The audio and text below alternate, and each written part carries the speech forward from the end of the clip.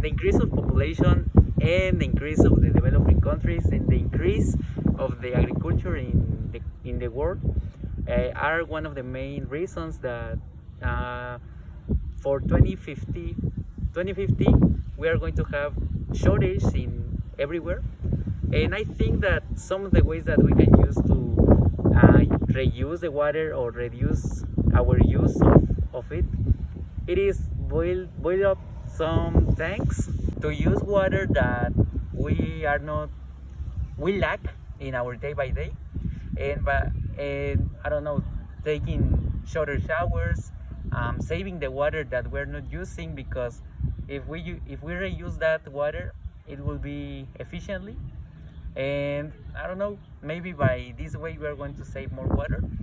and after that maybe we can uh, desit- desitalize and save the world and the water.